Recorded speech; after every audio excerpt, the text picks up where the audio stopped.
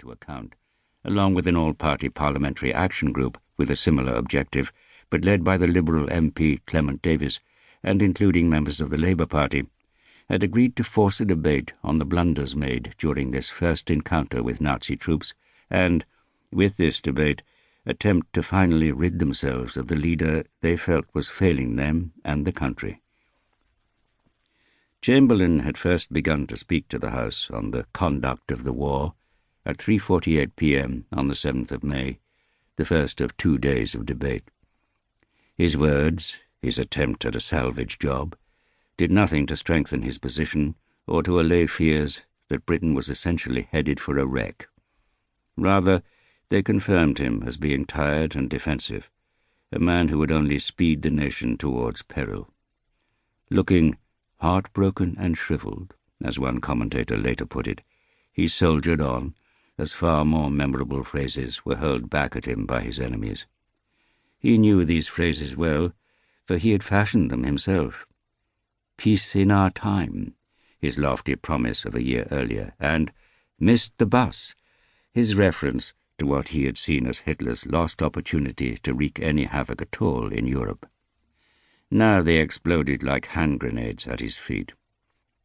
What muted support Chamberlain received during this speech was described by Labour's Arthur Greenwood as synthetic, for the mood of the House had never been graver.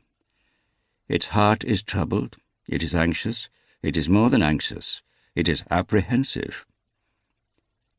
After Chamberlain retook his seat, the Conservative MP Admiral Sir Roger Keyes, dressed in full military regalia, unheard of in the Commons, made his theatrical entrance and silenced the House.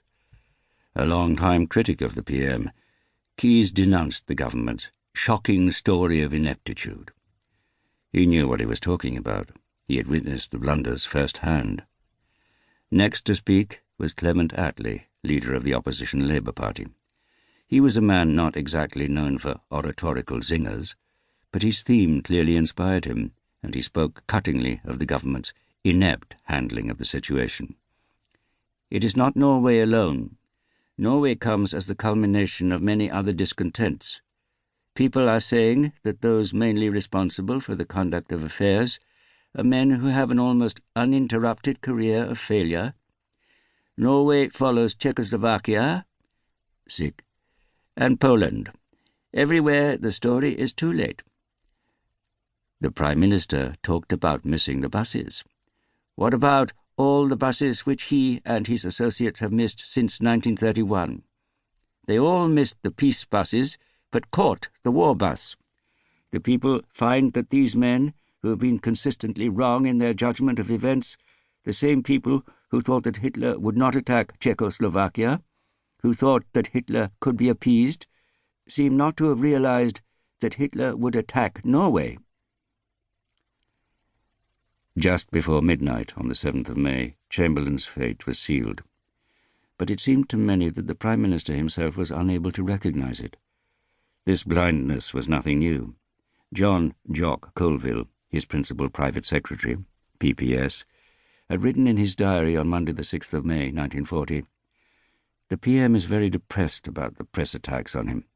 I think he suffers from the curious vanity and self-esteem which were born at Munich," referring to September 1938, when Chamberlain was judged to have acquiesced to all of Hitler's demands, but maintained he had negotiated peace, and have flourished, in spite of a good many wounds, ever since. So it was that on the morning of the 8th of May, before the second and most decisive day of the debate, and in light of Chamberlain's clear reluctance to stand down as leader, members from both the Watching Committee and the All-Party Parliamentary Action Group convened once more in Parliament.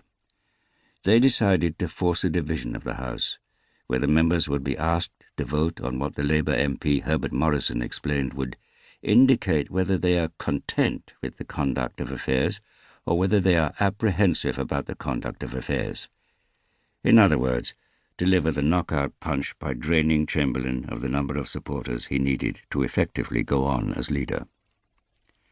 Word went out to the party whips, who began frantically to strike deals of support among members of the various voting blocs. Colville wrote in his diary how senior Conservatives were all talking